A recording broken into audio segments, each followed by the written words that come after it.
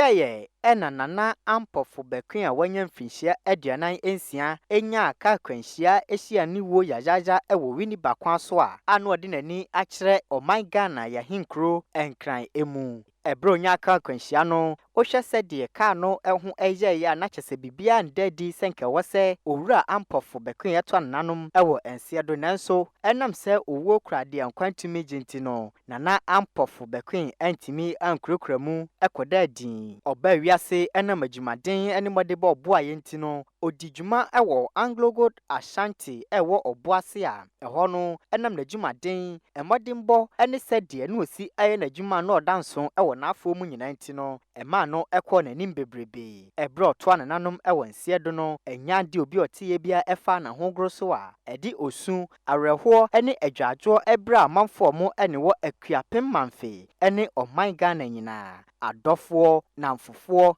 anuanom ene omanfo wo oman Ghana nyina na eje dompem medwomani ekirem ewo akuapem manfe jumbo no ne da na etoso aduonu mienu ekoja no emampanfo ekope no krabe krakrakra edano eduru so no se odwani ekirem ewo akuapem manfe a na nya grokra nananom ahemfo bepiemu ase ekire amamra hodo omanfo wa akuapem so eda amamra sonko edia na nya fadi agrokra emrante ne mabawa so eti omo egu monten so a ene pani behwe na nya asem keto akra se odwani kirem ewo meaya yeji ani ahodo a na chese bibia eda di pefe se nana ampofu bekwen aye obi a na oye dodo nyina eja na chese na dofo edoso yepa ohempon a na yikasie esini naso nana manfehene nana ansa sasraku edina nimunyam ede ne tumi stronko ekota aye na chi a nananom ahemfo ene mpanfo ahodo efiri akuapem manfinyina so ebepie mu ewa ase nipa mpempem efro man Ghana nkroto ahodo enkanka ene oboase babia na odi ne dwuma omunyina bu omaketem